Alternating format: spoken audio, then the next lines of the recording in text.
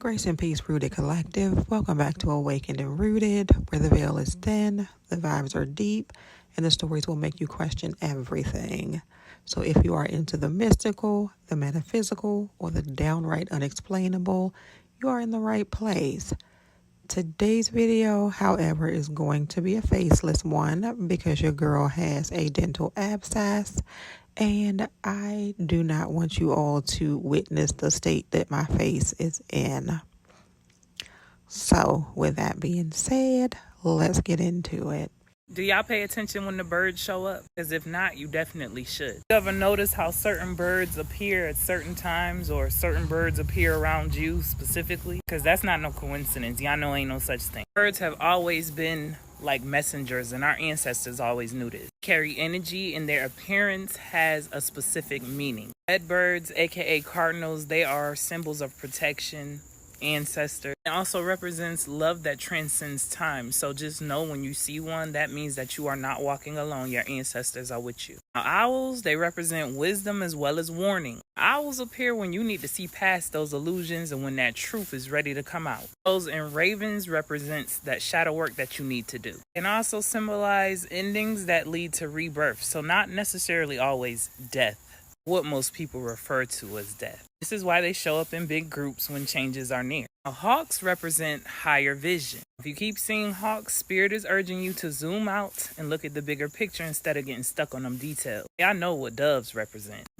Peace, reconciliation, purification. Presence typically means that calm is going to return after that chaos you just went through. Now, here's the kicker though. Every bird you see is not just a bird. Now you have some that are spiritual messengers and signs, and then you have some that are surveillance. I saw a video the other day, this lady seen this bird and it was just glowing in the dark. It wasn't moving an inch.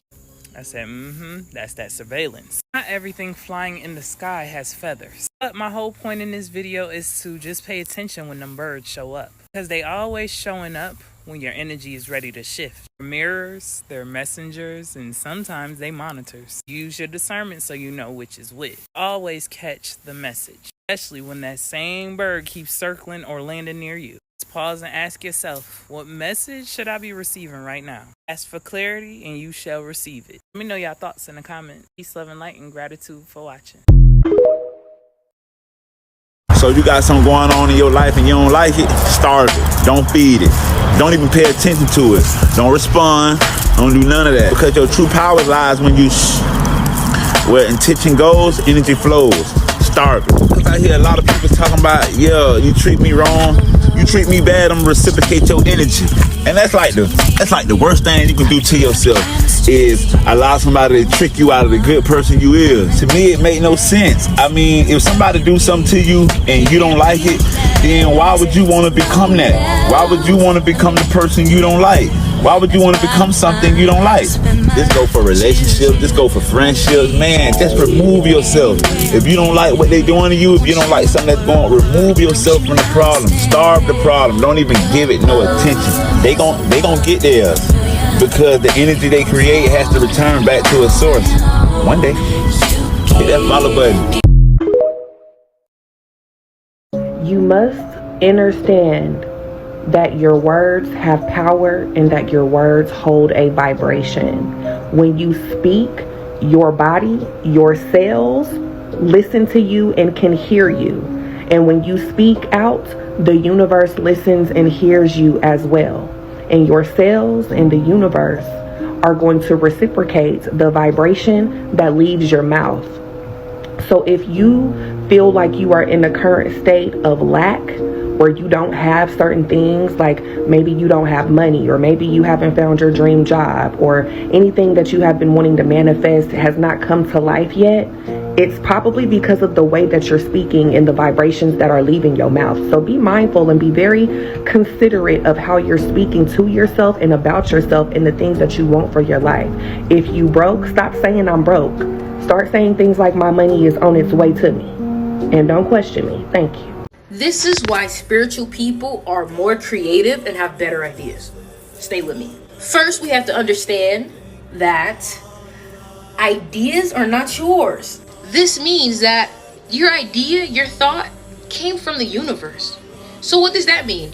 The universe actually It's almost like coins. The universe drops out a whole bunch, like an idea. It drops it out to the whole universe, whoever's receptive. The first few people to act on the idea, which is usually epiphanies, right? And a lot of times ideas come from when you're meditating. You're in a quiet place, meaning you're able to take information from the universe. So spiritual people are more aware of this, and they are able to take those ideas and act on them. Now, if you are not spiritually in tune, you are not tapped in enough to be able to listen to the universe when it has a great idea. This is why a lot of people come out with tie-dye collections at the same time. You're being lied to about spirituality, and here's how. Spirituality is something that we all experience whether we know it or realize it or not. It's something that you cannot avoid, just like your skin color or your hair texture. It's just a part of you. Everybody has gut feelings. Everybody has experienced, well, most people have experienced deja vu. When you get shivers down your back, when your hair stands up on your neck, those are all ways that we receive messages from spirit. So it's natural for all of us, not evil in any way. So stop telling spiritual people that they are demonic, and everything is about intention. They don't want you to know this, but every sacred symbol that you've ever seen, the cross, the Star of David, the Eye of Horus, the Ankh, they're not religious, they're anatomical. You see, they're about your body, your energy, your light vehicle. The cross, that's your spine and arms. It's the path your kundalini travels as you awaken. The resurrection, that's not a man dying. It's the rise of divine energy within you. The Star of David, that's your Merkaba. Your light body spinning in two directions, activating when you're in alignment. The Eye of Horus, slice your brain down the middle, that's your pineal gland. The seat of your soul, your inner eye. The Ankh, it's your womb. The loop is the divine feminine, the line is the masculine. Together, life itself. You were taught to worship these symbols, but you were never taught that these were maps of you. You're not made in God's image. You are the image, the architecture, the frequency, the light. And that's why they've spent thousands of years trying to make you forget. In the movie Soul, the scene where Joe Gardner finds himself transitioning toward the great beyond carries deep metaphysical symbolism. His sudden shift from the physical realm to an ethereal plane represents the detachment of consciousness from material existence. The great beyond, depicted as a vast glowing void, can be interpreted as the universal source or the infinite field of pure awareness where souls return after their earthly experience. Joe's presence on the stairway reflects the liminal state between life and transcendence, a moment of reckoning where identity, attachments, and unfinished desires surface before full immersion into the next phase of existence. His hesitation in accepting this transition highlights the pull of earthly attachments, particularly his passion for music, which has defined his perception of purpose. Joe's interaction with other souls on the stairway further explores the theme of resistance to transformation. While many around him accept their journey toward the unknown with serenity, his reaction introduces the concept of free will and the soul's yearning to complete its perceived mission.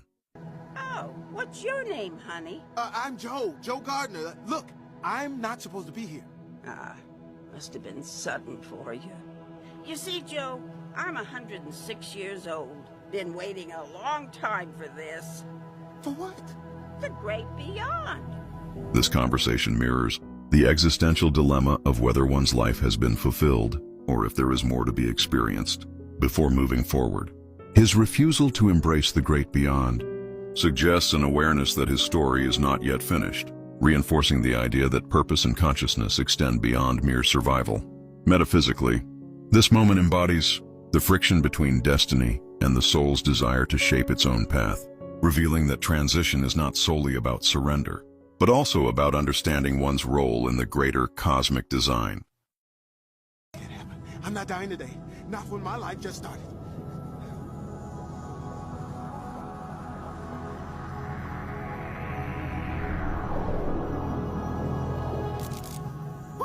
Wait, I'm not finished.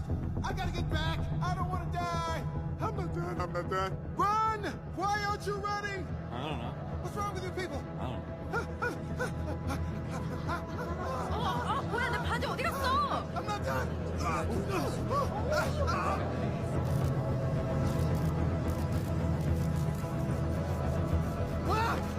Oh my God! Sorry. Excuse me.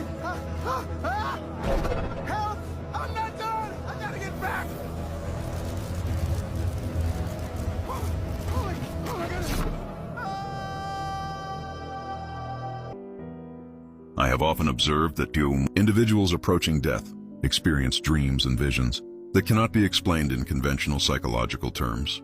These phenomena suggest an opening into another dimension of reality, one that exists beyond space and time.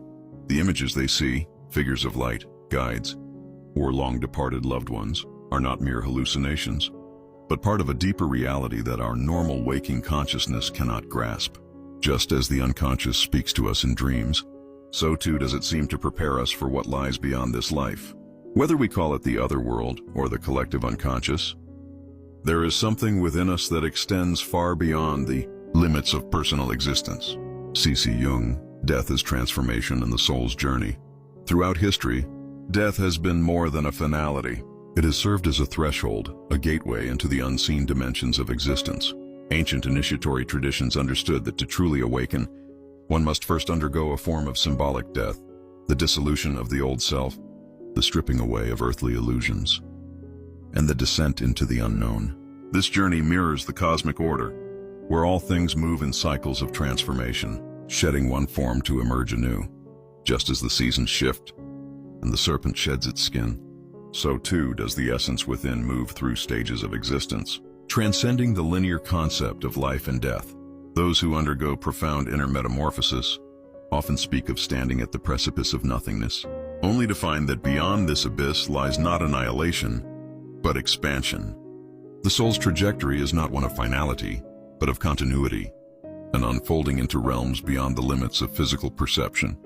The experience of death and rebirth is not confined to the moment when the body ceases to function.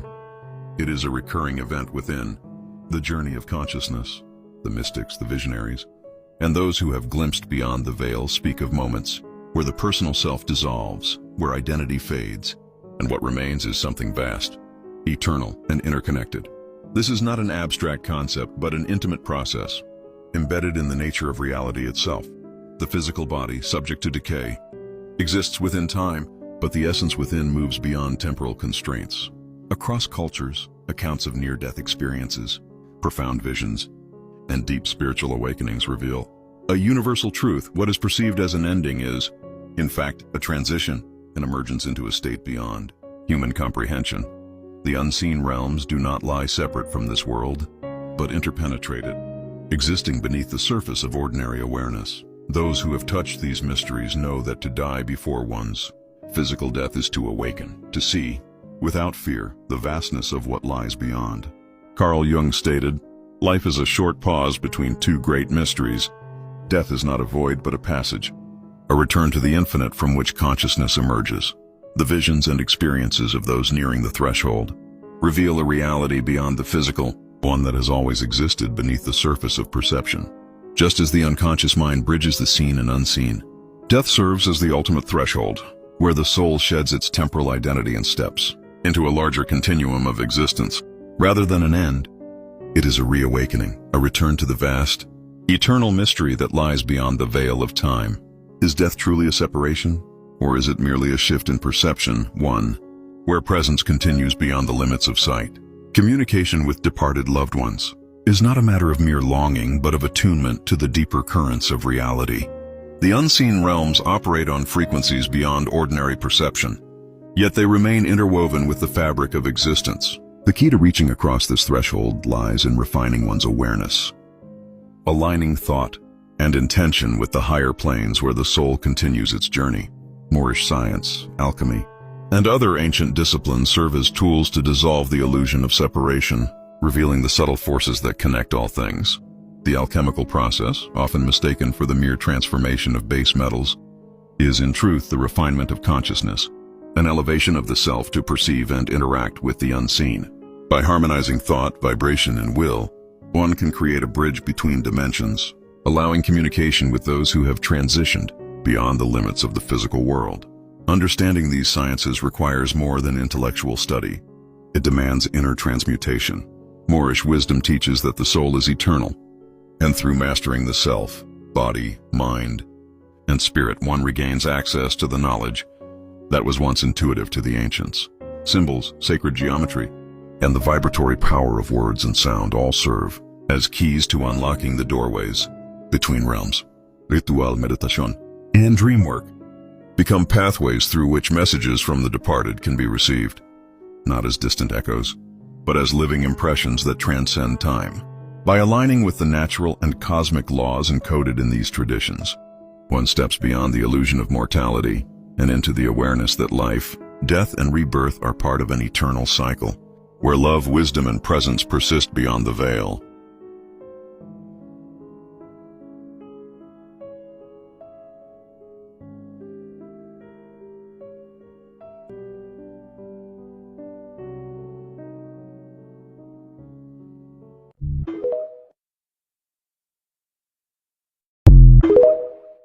There is only one known stargate to planet Earth, and that is through the womb of the divine feminine. Without her, access is denied. She is the cosmic threshold, where light becomes flesh, where a soul puts on a spacesuit to walk the Earth, so spirit may know itself through experience.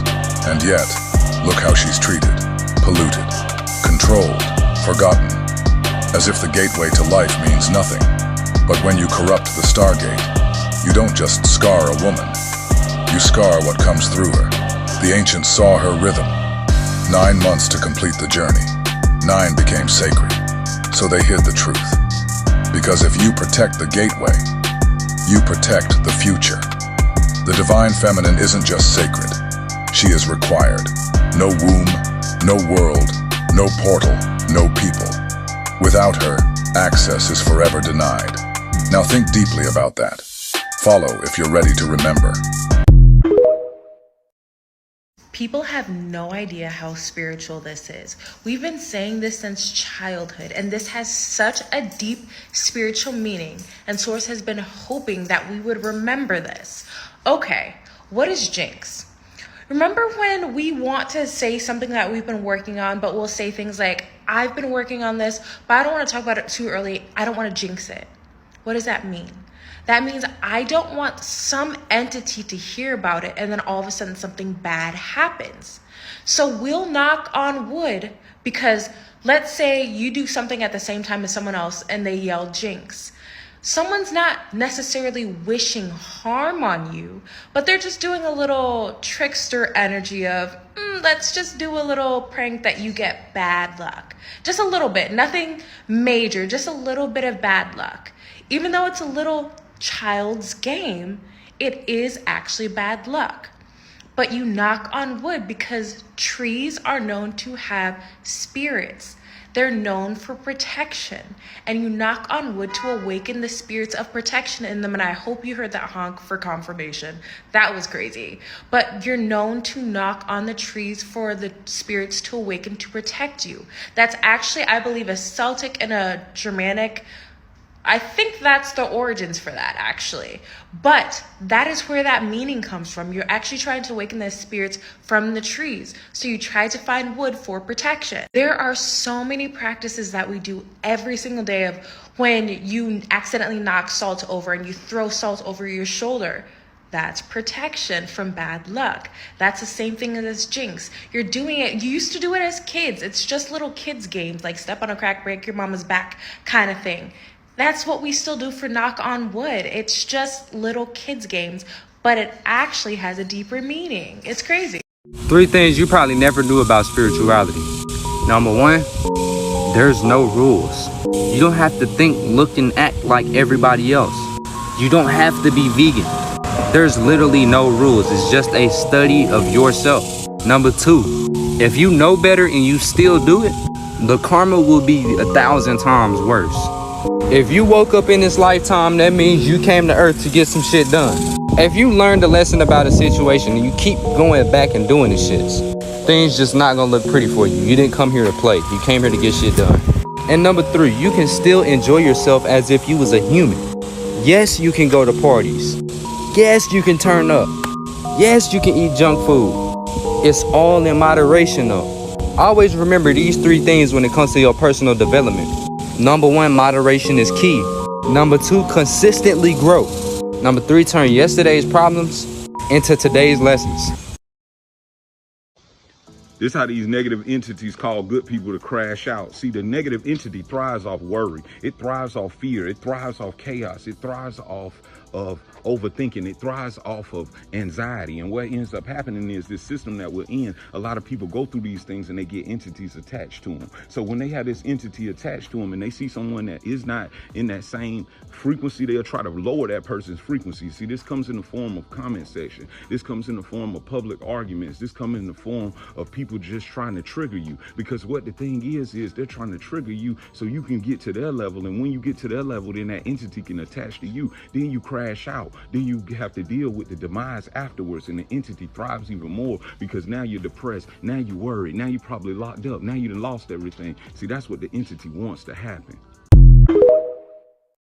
Some of you guys will find out things about yourself that you cannot say out loud, okay? Some people were born with very powerful supernatural gifts and supernatural abilities, and people are able to see certain things that the average person cannot. You're listening to this video, you're probably one of those people. And the average person is not going to understand that. But those in power do.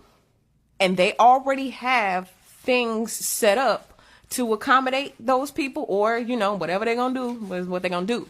But some of you guys have people in high positions who are looking at you in awe because you may not understand what you are, but they understand what you are.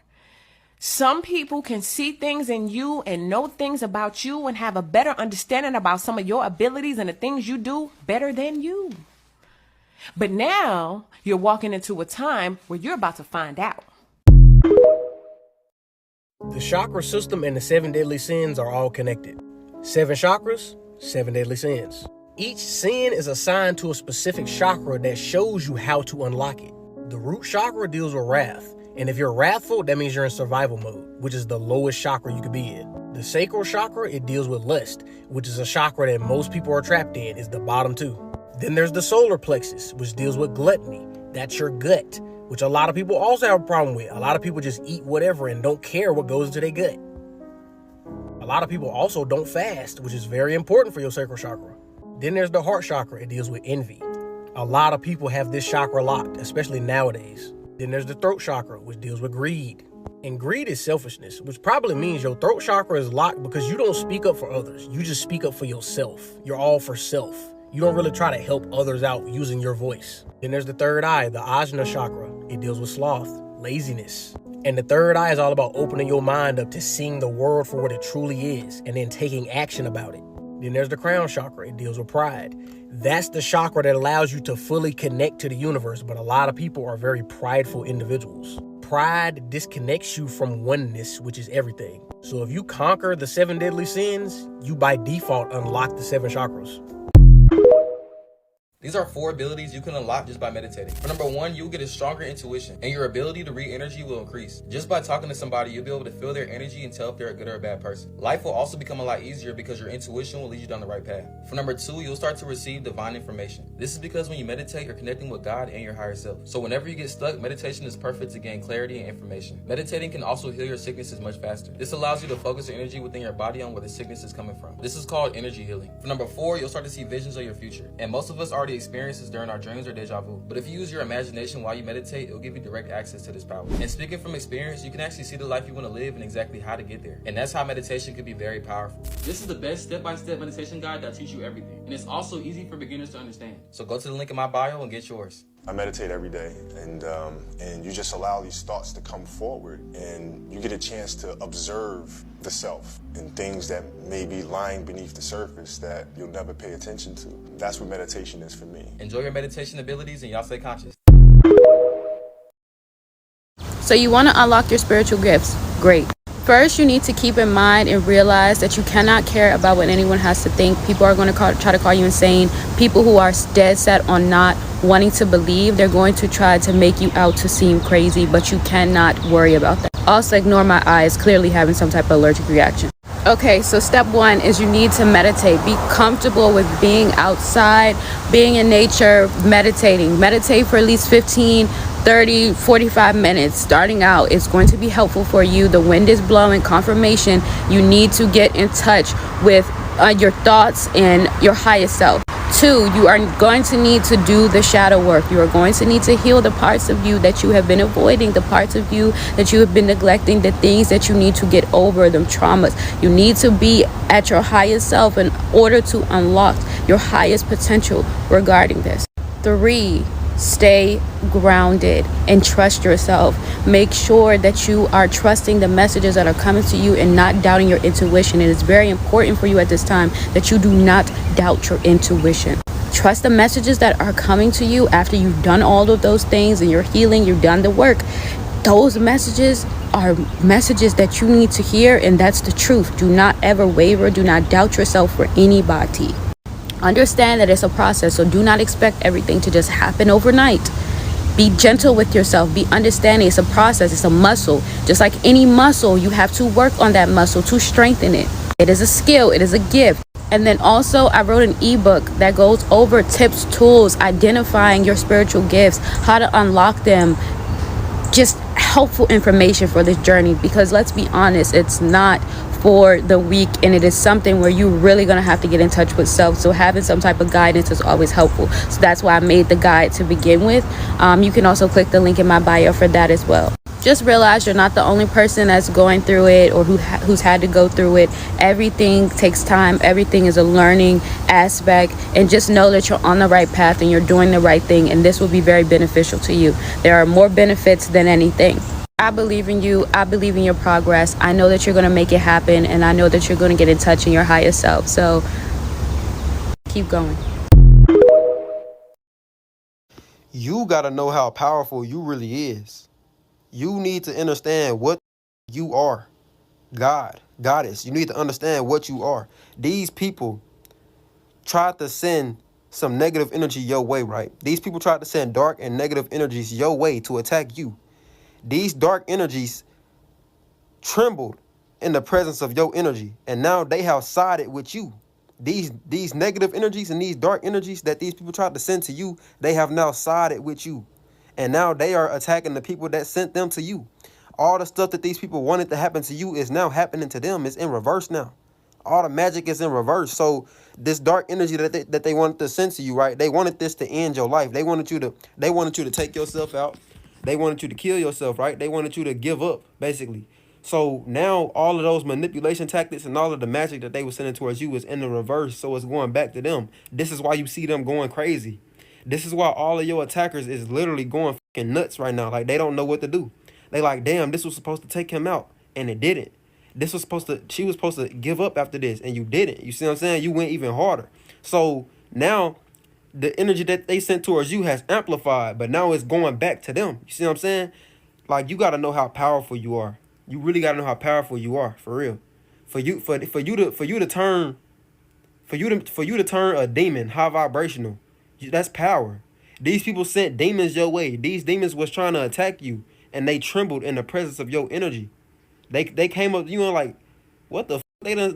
Why they send us to him? Why they send us to her? Like, they scared of you, so they done sided. The demons done sided with you, and now they attacking the sender. That's how scared they is of you. Look, these people tried to send dark, and do you understand what I'm saying? These people tried to send dark and negative energies to attack you. And when the dark energy came into your presence and saw how powerful you are, they trembled and they sided with you, and they started attacking who sent them. You see what I'm saying? You got to know how powerful you is, for real. All the magic is in reverse. All the money magic is all in reverse. All the death spells, all the money spells, everything is all in reverse now. This is why everything, look, pay attention to what's happening around you. Anything that you see happening to your attackers right now in this time, that's what they wanted to happen to you. So, I mean, we chosen ones, though. So, like, we got hearts. So, like, it's some of us, like me, for example, like, I feel for them. Like, because, like, none of the spells that they was working towards you actually broke you. It actually, you transmuted it and became more powerful. So why would you even be mad at them? It gets to a point where you kind of feel for them, because it's like, damn, you just fucked up going against me. You just fucked up because, like, you didn't do nothing but make me more powerful. I transmuted all of that negative energy. You got to know how hard that is to do. Transmuting negative energy is not an easy task. Transmuting energy, negative energy, if somebody working spells towards you, and this particular spell is supposed to destroy you. You supposed to, like, this spell is supposed to break you all the way down. For you to transmute that and use it to your advantage, and you transmute it and become more powerful, that is not easy to do. You got to know what the you is. You better understand what you is, God, goddess. These people tried to break you, and you transmuted all of that and became more powerful. That's power. That's real power, like real life power. These demons, look, the energy that they tried to send towards you. I'm going to say this one more time. The demons and the dark energy that they tried to send your way to break you trembled in the presence of your energy. They are scared of you. So they have sided with you, and now they are attacking the sender. Ashe. I never said I was a good person. I never said I was giving contribution to society vibes. Like, I never said that. You gotta really be out here being stingy of your energy, because you worked so hard and did the inner work. Don't just let anyone take that away from you. You don't know a person's true intentions. Don't be out here hugging people, shaking people's hands. You gotta really be protective and be aware, because it's a spiritual realm. I met people that actually worship stuff in the spiritual realm that take over their bodies. So things will try to linger onto you when you have a strong vibration and get what you got. So be protective. All peace and love. I just came to say what's done in the dark will have your ass in a neck brace in broad daylight if you play with me, so I advise you to find something safe to do. Ancestors, please give me the strength to surrender the things I cannot control. May whatever's been lost be returned back to me in new forms. May I always be full and never empty. Ashe. The only thing that makes any sense is that when we are dreaming, we are visiting parallel versions of ourselves in parallel dimensions closest to ours where we also exist. That is why everything is in first person, and that is why everything makes sense in that dream until we wake up and say to ourselves, that was fucking weird. The only question that I have is, are people in other dimensions visiting us? The reason why you have to work harder for things is because you have not sold your soul. You have not corrupted your own internal frequency to gain material possession, and this is why things have never came easy to you in life. You've accessed the frequency and energy of your super consciousness and are able to see beyond this physical reality, and this is why material possessions have never moved you in a way, because you do not exist of this world. You already understand that everything in which you perceive is already existing within your own being, and all you have to do is manifest this into the physical realm, and there is no need to sell your own unique soul in order to gain material possessions. And this is why your life has been so isolated, because you've been surrounded by individuals who are only able to perceive with their two eyes and have not activated their first eye to perceive energy and frequency on a high level. But your ancestors chose you because they understood that your frequency carried the power to change the trajectory of your entire bloodline and the generations to come. Y'all really got me good. Yeah. I got something for y'all. What? Get out! Trick or treat your ass up out of here. Let's go. I'm not missing out on anything. As long as I'm in a moment, paying attention to how I feel, I'm serving my purpose. I'm perfectly fine. 444, let me tell y'all something. Sometimes you never know how much you mean to people until you actually start seeing that you really are changing people's lives. A lot of y'all don't know, I don't look at myself as a celebrity at all. I don't look at myself as above nobody. You can do the same thing I'm doing better than me. I don't look at nobody below me.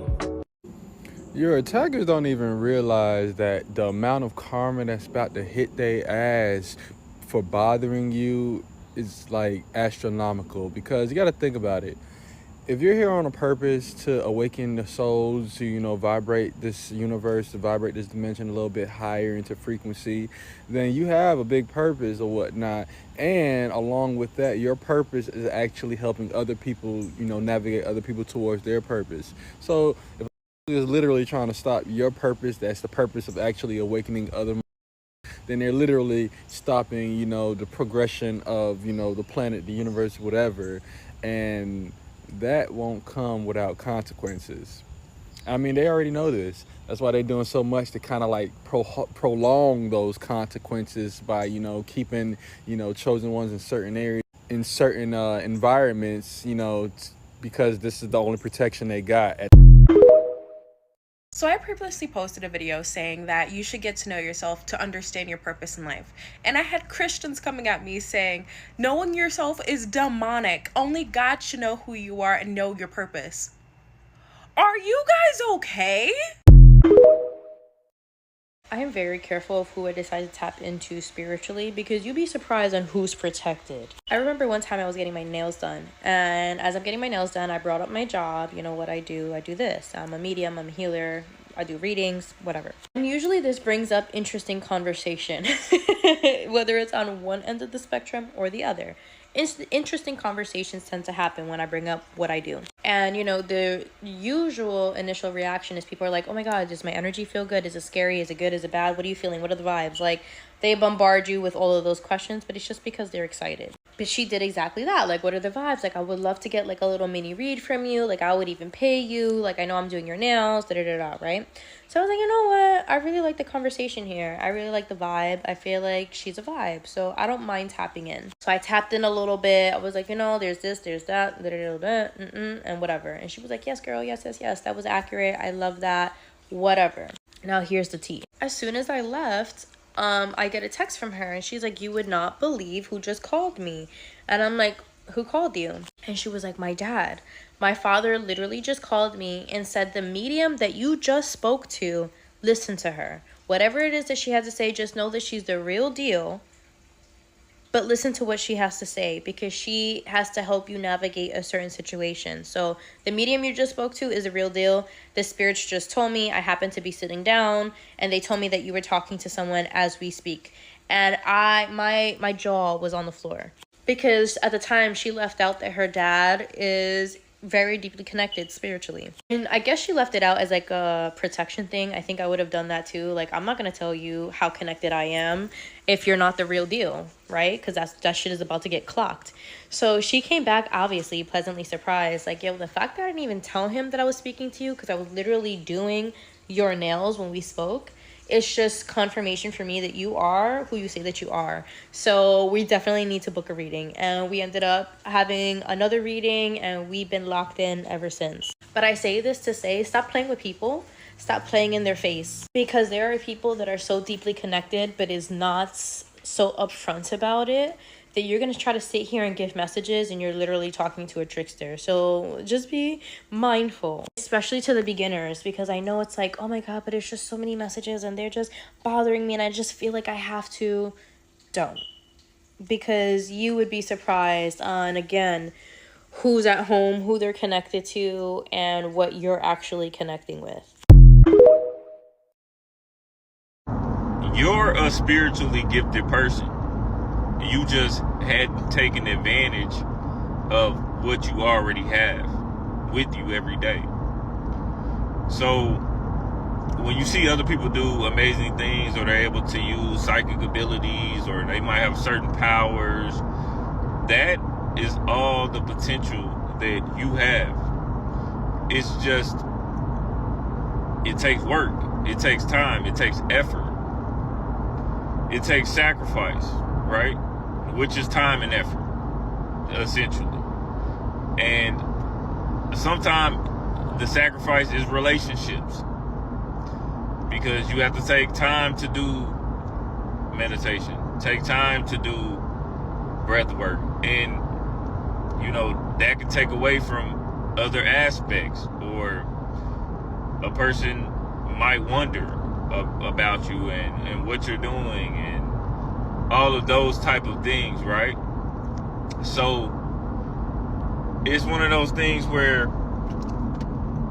it can be done, but you got to be willing to do what it takes. And a lot of you aren't willing to do what it takes. You want a magical pill, or you want to just be able to think it into existence, and it doesn't quite work like that. certain things take work. Spiritual work takes work. Material things, in order to develop them, they take work. So think about that. But you are a spiritually gifted person, just like others you see. Peace. Hey, listen up. 5 signs that you have a good spirit. Let's get it. Number 1, strangers randomly approach you and talk to you about random things. You know, some people will approach you and talk about their deep, darkest secret. Some people just approach you just to have a good conversation. Why? Because they can sense that you have a good spirit. God done bless you with the fruits of the spirit. To name a few: love, peace, joy, kindness, goodness, faithfulness. You have the fruits of the spirit.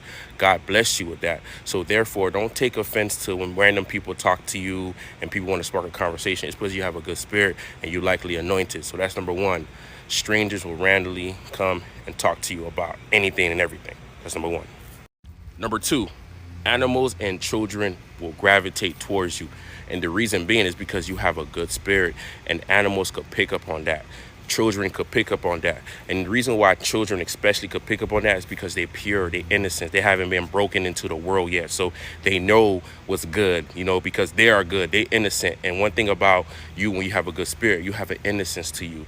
You have a pure heart. So therefore, animals and children are going to gravitate towards you, like dogs, cat, etc. You know, you might be at a grocery store and you will see a kid just start waving at you, looking at you. Why? Because they could pick up on your spirit. They know you're a good person. So that's number 2.